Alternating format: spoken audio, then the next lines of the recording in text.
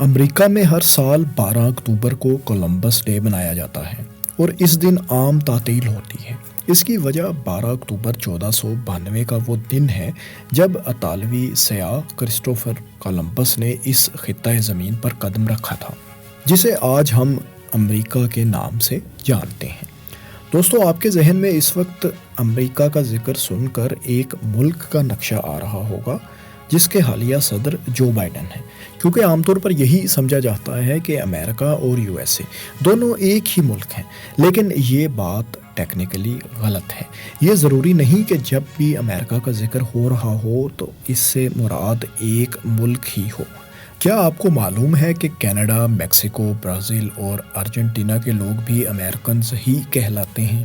آخر امریکہ اور United States of America یعنی یو ایس اے، ان دونوں میں فرق کیا ہے؟ لاطینی امریکہ اور جنوبی امریکہ کسے کہتے ہیں؟ آئیے یہ سب جانتے ہیں۔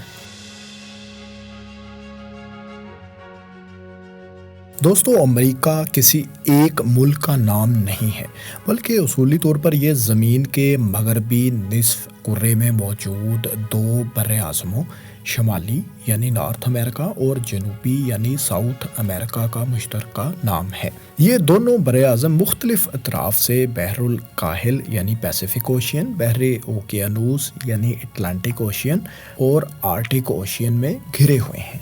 یہ براعظم کل دنیا کے 28% رقبے پر پھیلے ہوئے ہیں۔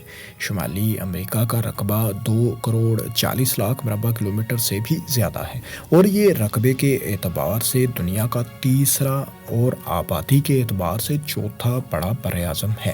اس براعظم میں کل 23 ممالک ہیں۔ ان میں Mexico, Canada, U S A, Costa Rica اور پاناما وغیرہ شامل ہیں۔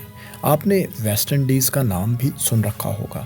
یہ بھی کوئی ملک نہیں بلکہ شمالی امریکہ میں کیریبین سی کے قریب بکھرے ہوئے ہزاروں جزائر پر مشتمل ایک علاقے کا نام ہے۔ ان جزائر کے صرف 2% حصے پر انسانی آبادی ہے۔ ان جزیروں میں 13 آزاد اور 18 محکوم ریاستیں آباد ہیں۔ ان ریاستوں میں Jamaica, Barbados, Cuba, Haiti, Dominica, Buner اور بہاماس وغیرہ شامل ہیں۔ اس سارے علاقے کو کیریبین بھی کہتے ہیں کیونکہ یہاں کیرب نامی قبیلہ آباد تھا۔ 1492 میں کولمبس پہلی بار نارتھ امریکہ کے انہی جزیروں پر کہیں آ کر رکے تھے۔ اب بات کرتے ہیں جنوبی امریکہ کی۔ شمالی امریکہ کی طرح جنوبی امریکہ بھی ایک براعظم ہے۔ یہ بھی ایک ملک نہیں بلکہ اس میں بہت سے ممالک ہیں۔ اس کا کل رقبہ 1,78,00,000 مربع کلومیٹر سے بھی زیادہ ہے۔ جنوبی امریکہ میں کل 12 خود مختار ممالک ہیں جن کے نام Chile, Argentina, Uruguay, Paraguay, Bolivia, Peru, Ecuador, Brazil, Colombia, Venezuela, Guyana اور سورینام ہیں۔ ان ممالک کے علاوہ کچھ ڈیپینڈنٹ ٹیریٹریز اور کچھ فارن ٹیریٹریز بھی اس براعظم کا حصہ ہیں۔ دوستو، جس طرح پاکستان یا انڈیا میں رہنے والے ایشین کہلاتے ہیں، اسی طرح نارتھ اور ساؤتھ امریکہ کے تمام ممالک کے باسیوں کو امریکی کہا جا سکتا ہے۔ اسی طرح ایک کینیڈین بھی دراصل امریکی ہی ہے اور ایک میکسیکن یا کیوبن بھی۔ ان براعظموں کے مختلف ممالک کی نیشنل لینگویج انگریزی نہیں بلکہ ان میں مختلف زبانیں بولی جاتی ہیں، جیسا کہ کینیڈا کی مادری زبان کینیڈین ہے اور میکسیکو کی میکسیکن۔ عام طور پر ساؤتھ اور نارتھ امریکہ کے لیے نیو ورلڈ کی ٹرم استعمال کی جاتی ہے، جبکہ براعظم یورپ، افریقہ اور ایشیا کو اولڈ ورلڈ بولا جاتا ہے۔ اس کی وجہ یہ ہے کہ نیو ورلڈ کے براعظموں کو باقی براعظموں کی نسبت بہت دیر سے انسان نے دریافت کیا تھا۔ یو ایس اے یعنی یونائٹڈ اسٹیٹس آف امریکہ براعظم نارتھ امریکہ میں واقع ایک ملک ہے۔ اس کا کل رقبہ 98,00,000 مربع کلومیٹر کے لگ بھگ ہے اور یہ رقبے کے اعتبار سے ظاہر ہے شمالی امریکہ اور براعظم جنوبی امریکہ دونوں سے چھوٹا ہے۔ جیسا کہ نام سے ہی ظاہر ہے، اس میں بہت سی ریاستیں ہیں۔ یہ ریاستوں کا مجموعہ ہے اور ان ریاستوں میں بہت سے شہر بھی ہیں۔ ریاست اور شہر میں فرق اس طرح سے کیا جاتا ہے کہ ریاست کی اپنی الگ حکومت ہوتی ہے۔ ہر ریاست کا اپنا دارالحکومت اور گورنر بھی ہے۔ یو ایس اے میں کل 50 ریاستیں ہیں۔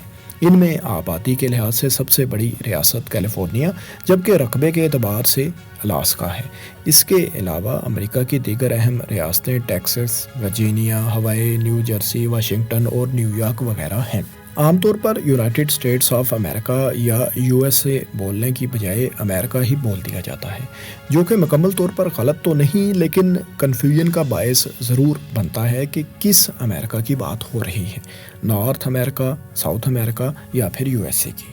ہم نے یہ تو دوستو جان لیا کہ ان تینوں میں فرق کیا ہے، لیکن اس کے علاوہ سینٹرل امریکہ، لاطینی امریکہ یا پھر میزو امریکہ کا ذکر بھی تو کہیں نہ کہیں سننے میں ملتا ہے۔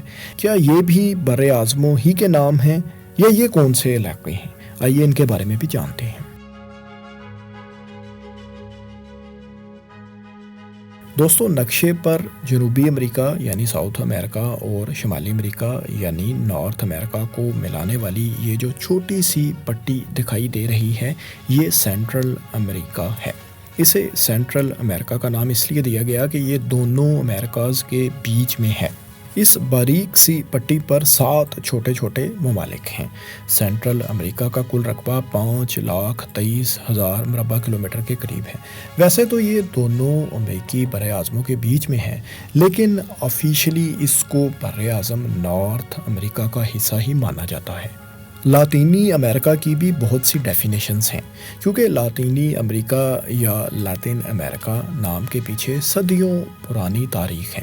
البتہ عام طور پر لاطینی امریکہ ان ممالک کو کہا جاتا ہے جہاں فرینچ، اٹالین، اسپینش یا پرتگالی زبان بولی جاتی ہے۔ ان میں بر اعظم ساؤتھ امریکہ کے ممالک، بر اعظم نارتھ امریکہ میں سے سینٹرل امریکہ کے ممالک، ویسٹ انڈیز یعنی جزائر غرب الہند اور میکسیکو شامل ہیں۔ دراصل ان علاقوں پر 15ویں سے 18ویں صدی کے دوران اسپین اور پرتگال کا قبضہ رہا۔ اس وجہ سے ان ممالک کے لوگوں کا کلچر آج بھی باقی امریکی ممالک سے تھوڑا ڈفرینٹ ہے اور ان میں اسپینش یا پرتگالی اثر دکھائی دیتا ہے۔ اب آتے ہیں میزو امریکہ کی طرف۔ یہ یونانی زبان کا لفظ ہے اور اس کے لفظی معنی وسطی امریکہ یعنی سینٹرل امریکہ ہی ہیں۔ پرتگالیوں کی آمد سے پہلے آج کے سینٹرل امریکہ اور میکسیکو کے علاقے میں قدیم تہذیبوں مایا، ٹولٹیک، زوپیٹک اور اولمیک اور ایزٹیک کے قبائل آباد تھے۔